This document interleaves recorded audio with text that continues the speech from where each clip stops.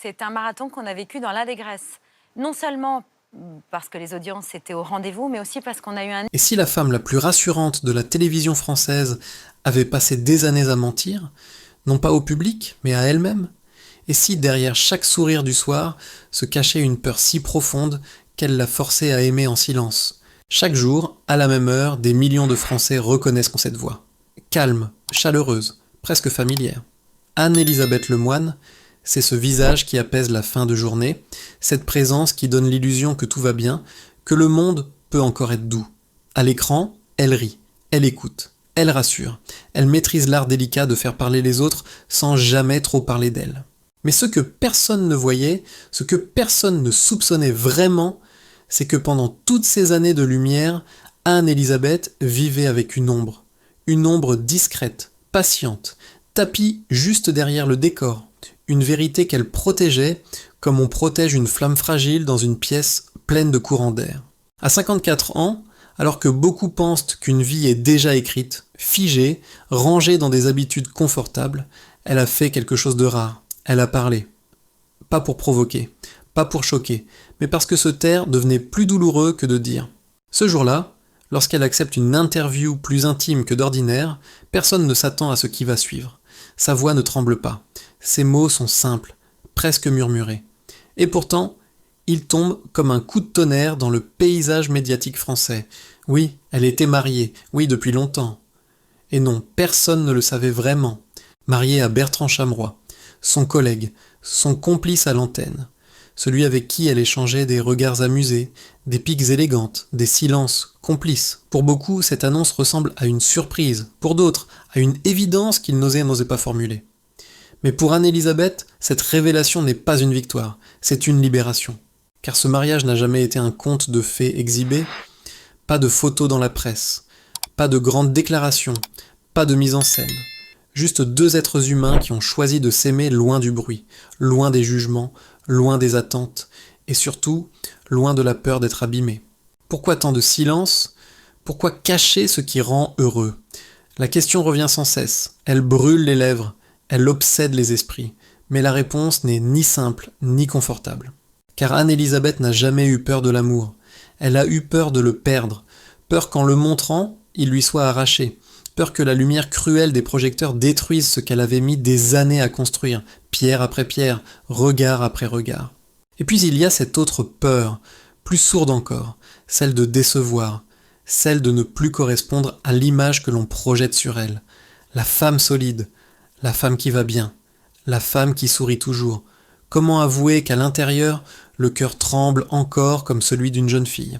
À cet instant précis, en prononçant ces mots simples, « Je suis mariée », Anne-Élisabeth Lemoine ne révèle pas seulement une union, elle entr'ouvre une porte longtemps restée fermée. Derrière cette porte, il n'y a ni scandale, ni paillettes. Il y a une histoire faite de retenue, de blessures anciennes, de choix douloureux, et d'un amour qui a grandi dans l'ombre. Mais pour comprendre pourquoi cette femme a préféré le silence à la lumière, il faut revenir bien avant les plateaux de télévision, bien avant la notoriété, là où tout a réellement commencé, dans une enfance où l'on apprend très tôt à ne pas dire ce que l'on ressent. Pour comprendre le silence d'Anne-Élisabeth Lemoine, il faut accepter de quitter un instant les lumières du plateau, les rires polis, les applaudissements maîtrisés. Il faut remonter bien plus loin, là où se forgent les réflexes les plus profonds, là où l'on apprend, sans même s'en rendre compte, ce que l'on a le droit de dire, et ce que l'on doit taire. Anne-Élisabeth n'a pas grandi dans une famille démonstrative. Chez elle, l'émotion n'était pas interdite, mais elle n'était pas encouragée non plus. On parlait peu de ce que l'on ressentait. On avançait, on faisait bonne figure, on ne s'écoutait pas trop. Une éducation à l'ancienne, comme on disait, où la retenue passait pour de la force et le silence pour de la dignité. Très jeune, elle a compris une chose essentielle. Pour être aimée, il valait mieux ne pas déranger, ne pas trop se plaindre, ne pas trop demander. Alors elle a appris à observer, à écouter, à sourire au bon moment. Ce sourire qui, plus tard, deviendrait sa signature à la télévision est d'abord né comme une armure. Puis la maladie est entrée dans la maison, lentement, sournoisement. Sa mère, atteinte d'une maladie dégénérative, s'est éteinte à petit feu, sans cri, sans grande confidence, sans ces mots qui auraient pu soulager. La douleur était là, immense, mais elle restait enfermée, coincée dans les non-dits. On continuait à vivre, on continuait à se taire.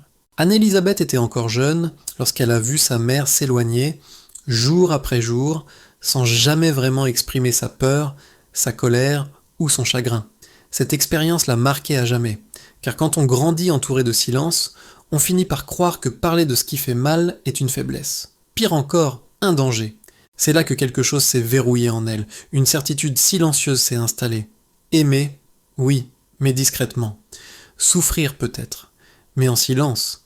Ne pas exposer ce qui pourrait être brisé. Ne pas offrir au monde ce qu'il pourrait vous reprendre.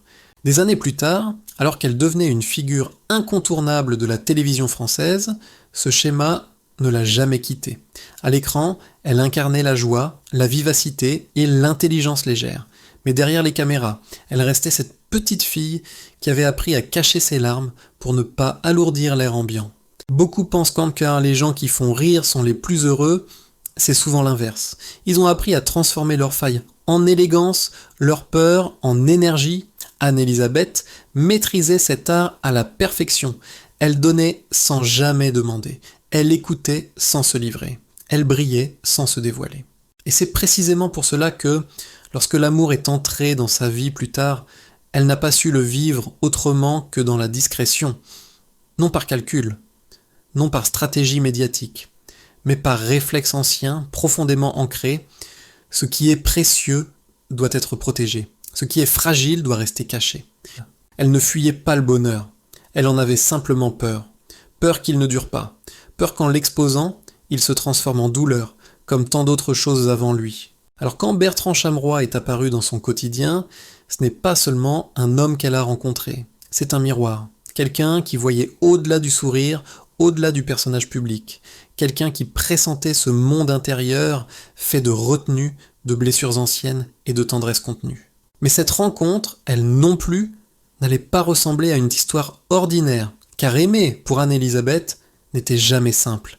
C'était toujours un équilibre fragile entre le désir d'être vrai et la peur d'être vulnérable.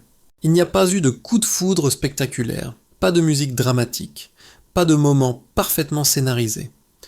L'histoire entre Anne-Élisabeth Lemoine et Bertrand Chameroy n'a pas commencé comme dans les films. Elle a commencé comme commencent souvent les histoires les plus profondes, dans l'habitude, dans la proximité quotidienne, dans ces détails que l'on ne remarque pas tout de suite, mais qui finissent par compter plus que tout. À l'époque, Bertrand arrive sur le plateau de C à Vous avec cette énergie particulière des esprits vifs. Il est plus jeune, plus mordant, son humour est rapide, parfois impertinent, mais jamais gratuit. Anne-Élisabeth l'observe sans vraiment le regarder. Elle l'écoute, et très vite, elle comprend qu'il ne parle pas pour briller, il parle pour dire quelque chose. Au début, tout est professionnel. Des échanges intelligents, des regards complices, des sourires retenus, rien de déplacé, rien de visible. Et pourtant quelque chose s'installe, une forme de confort rare. Comme si, au milieu de ce monde médiatique souvent bruyant et superficiel, deux personnes venaient de trouver une langue commune, silencieuse, presque secrète. Ce sont d'abord les silences qui parlent, ces moments hors antenne où les mots deviennent inutiles. Une phrase qu'il termine à sa place, un regard qu'elle comprend avant même qu'il ne sourit. Puis vient cette sensation étrange, celle de se sentir vue, vraiment vue, pas comme une animatrice, pas comme une figure publique, mais comme une femme. Anne-Élisabeth connaît ce sentiment. Et il l'inquiète autant qu'il la rassure, car elle sait ce que cela signifie. S'attacher pour elle a toujours été synonyme de risque. Elle a appris trop tôt que ce qui compte peut disparaître sans prévenir. Alors elle résiste, elle rationalise, elle se répète que ce n'est qu'une admiration professionnelle, qu'une complicité intellectuelle. Mais l'amour ne demande pas la permission, il s'infiltre dans les interstices du quotidien. Dans un fou rire partagé après une émission, dans un message discret envoyé tard le soir, dans cette inquiétude silencieuse lorsqu'il va mal. Peu à peu, ce qui n'était qu'une présence agréable devient une évidence troublante. Bertrand, lui, ne voit pas une femme plus âgée. Il voit une intelligence rare, une douceur maîtrisée, une force calme.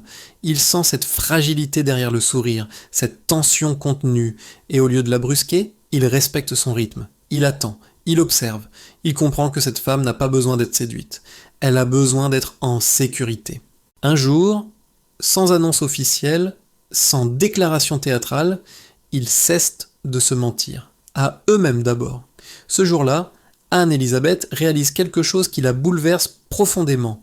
Pour la première fois depuis longtemps, elle n'a pas envie de se cacher intérieurement. Elle n'a pas envie de jouer un rôle. Elle a envie d'être simplement là. Mais cette prise de conscience ne s'accompagne pas d'euphorie. Elle s'accompagne d'une peur sourde. Car aimer Bertrand, ce n'est pas seulement ouvrir son cœur. C'est aussi accepter de vivre avec un secret immense, dangereux, capable de tout remettre en question. Ils savent tous les deux ce qu'ils risquent. Les rumeurs, les jugements, les raccourcis cruels, une femme plus âgée, une relation au travail, l'œil implacable des médias. Tout pourrait être déformé, exagéré, détruit. Alors, sans même avoir besoin d'en discuter longuement, ils font le même choix. La discrétion. Ils s'aiment à l'abri, loin des réseaux sociaux, loin des regards, loin des attentes. Leur histoire se construit dans des restaurants anonymes, des promenades sans photos, des moments simples, presque banals. Et c'est précisément cette banalité qui rend leur lien si puissant. Parce qu'il est vrai, parce qu'il n'a rien à prouver. Pour Anne-Elisabeth, cet amour est à la fois une renaissance et une épreuve.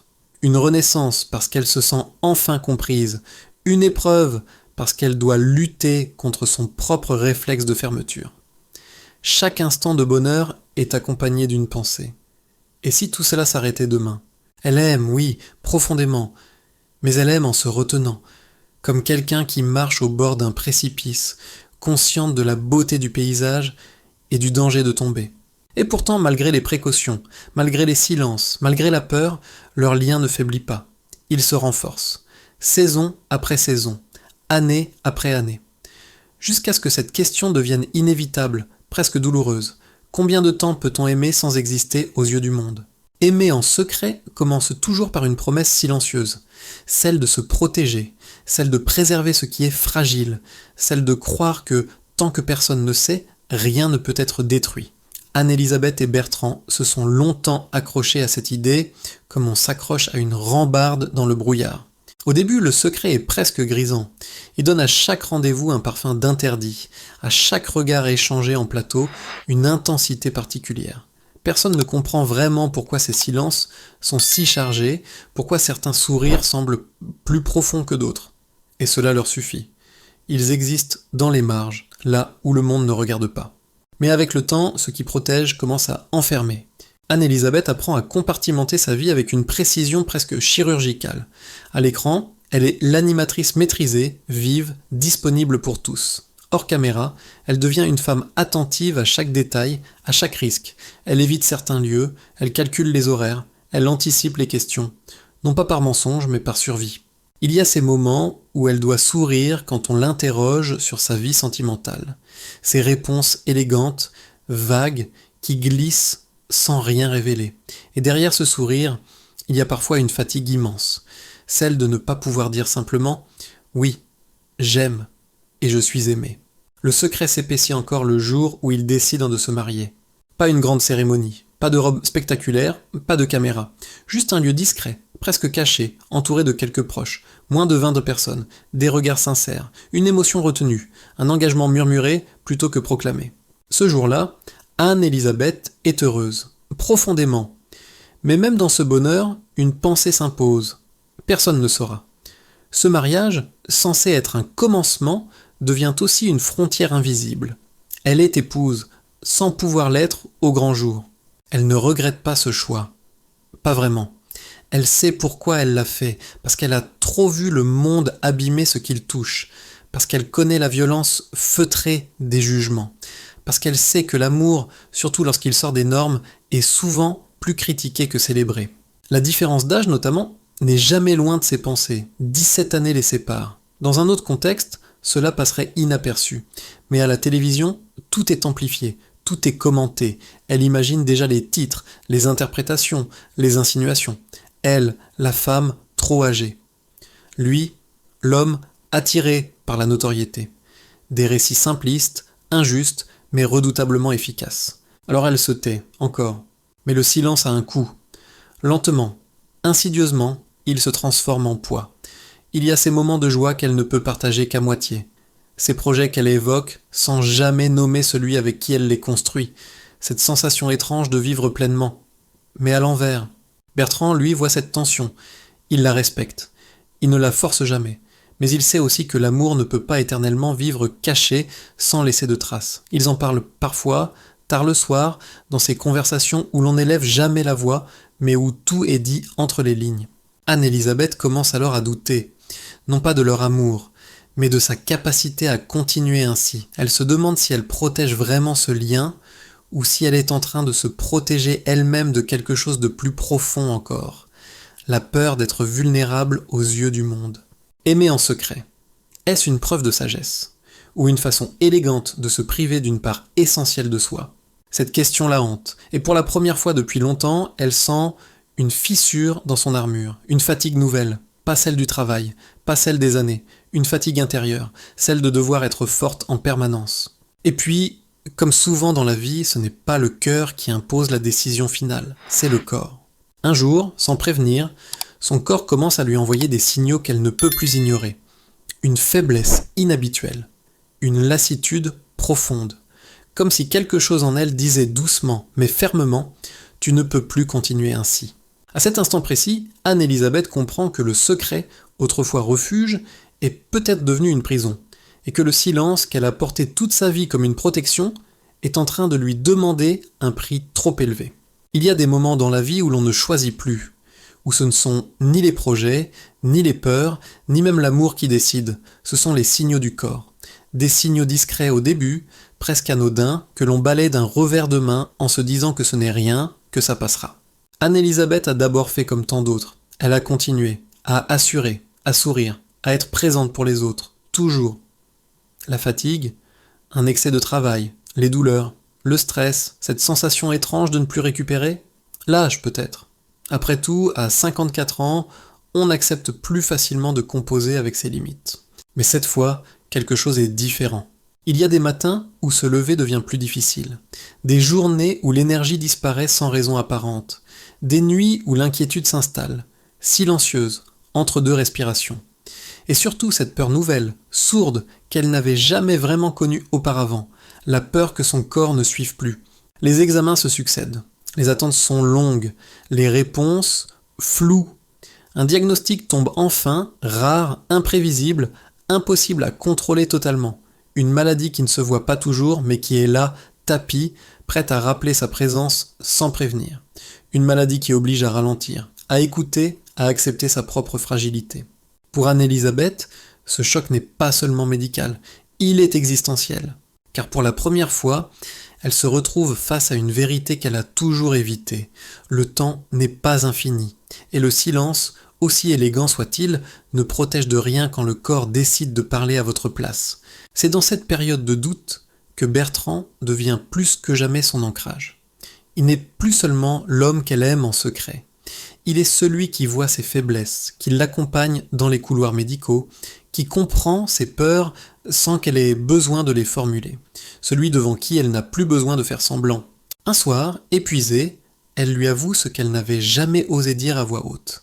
« J'ai peur de ne pas avoir vécu pleinement. » Cette phrase, simple, presque banale, résonne comme un coup de tonnerre, parce qu'elle résume tout, aimer en silence, être heureuse en cachette, se protéger sans cesse.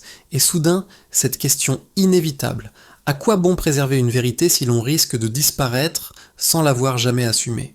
Anne-Elisabeth comprend alors que ce qui l'a guidée toute sa vie, la retenue, la pudeur, le contrôle, est en train de se retourner contre elle. Non pas comme une punition, mais comme un rappel brutal, mais nécessaire. Vivre, ce n'est pas seulement tenir debout, c'est aussi oser. Elle ne veut plus que son bonheur soit une parenthèse secrète. Elle ne veut plus que son mariage soit un murmure. Elle ne veut plus que l'amour de sa vie reste invisible, comme si lui donner un nom pouvait le mettre en danger. Ce n'est pas un désir de reconnaissance, ce n'est pas une envie de faire la une, c'est un besoin de cohérence, entre ce qu'elle ressent et ce qu'elle montre, entre ce qu'elle est et ce qu'elle laisse voir. Alors, lentement, avec prudence, elle commence à envisager l'impensable, parler, dire la vérité, non pour se libérer du regard des autres, mais pour se libérer d'elle-même. Elle sait que tout ne sera pas simple, que certains jugeront, que d'autres comprendront mal. Mais à cet instant précis, une certitude s'impose à elle avec une clarté nouvelle. Le plus grand risque n'est plus de parler. Le plus grand risque désormais serait de continuer à se taire. Et c'est ainsi que, dans le silence feutré de cette épreuve intime, Anne-Élisabeth Lemoine prend la décision la plus courageuse de sa vie, celle de ne plus laisser la peur dicter ses choix, celle de transformer la fragilité en vérité. Lorsque la vérité d'Anne-Élisabeth Lemoine est enfin révélée, ce n'est pas le scandale que beaucoup attendaient. Il n'y a ni cri, ni règlement de compte, ni effondrement médiatique. Il y a autre chose, quelque chose de beaucoup plus rare. Un silence, puis une vague d'émotion. Comme si, soudainement, des milliers de personnes venaient de reconnaître une part d'elles-mêmes dans cette confession tardive. À 54 ans, Anne-Élisabeth n'a pas seulement dit « je suis mariée ». Elle a dit « j'ai aimé en cachette ». J'ai eu peur, j'ai attendu, et ces mots ont résonné bien au-delà de sa propre histoire. Car derrière son visage connu, c'est toute une génération qui s'est sentie interpellée. Des femmes et des hommes qui, passé un certain âge, ont appris à se faire discrets avec leurs désirs, à taire leurs élans, à croire qu'il est trop tard pour recommencer, trop tard pour aimer, trop tard pour être choisi. Anne-Élisabeth a brisé cette idée sans jamais la combattre frontalement. Elle ne l'a pas fait dans la colère, ni dans la revendication. Elle l'a fait avec douceur, avec dignité, en montrant que l'amour n'a pas d'horloge officielle, qu'il n'obéit ni aux normes, ni aux calendriers sociaux. Son histoire avec Bertrand Chameroy n'est pas devenue publique pour être admirée. Elle est devenue visible pour être comprise, et peut-être aussi pour offrir un miroir à celles et ceux qui se reconnaissent dans cette peur de dire, dans cette tentation de se protéger en disparaissant un peu. Aujourd'hui, ils ne s'exhibent pas. Ils n'en font pas un spectacle. On les aperçoit parfois, simplement, main dans la main, dans une rue discrète, à la terrasse d'un café, deux adultes qui rient, qui vivent, qui existent enfin sans se cacher. Et cette simplicité dit plus que tous les discours. Anne-Élisabeth Lemoine ne se présente plus seulement comme une animatrice brillante, elle apparaît désormais comme une femme complète. Une femme qui a connu la douleur, la retenue, la maladie, le doute, et qui a choisi, malgré tout, de faire confiance à la vie une fois encore. Son message n'est jamais formulé clairement, et pourtant, il est là, évident, il n'est jamais trop tard pour dire la vérité. Il n'est jamais trop tard pour aimer autrement. Il n'est jamais trop tard pour se choisir. Alors, au moment de refermer cette histoire, une question demeure. Une question simple mais essentielle que chacun peut se poser, en silence, chez soi. Et vous, qu'est-ce que vous taisez encore par peur de perdre ? Si cette histoire vous a touché, si elle a réveillé en vous un souvenir, un regret, ou peut-être un espoir, prenez un instant. Likez cette vidéo pour lui donner plus de visibilité. Partagez-la avec quelqu'un qui a besoin d'entendre ces mots aujourd'hui. Et abonnez-vous à la chaîne pour continuer à découvrir des histoires vraies, racontées avec respect, profondeur et humanité. Laissez-nous aussi un commentaire. Dites-nous ce que cette confession vous a inspiré. Ici, on ne juge pas, on écoute. Parce qu'au fond, derrière chaque sourire que l'on croit connaître, il y a parfois une vérité qui attend simplement le bon moment pour être dite.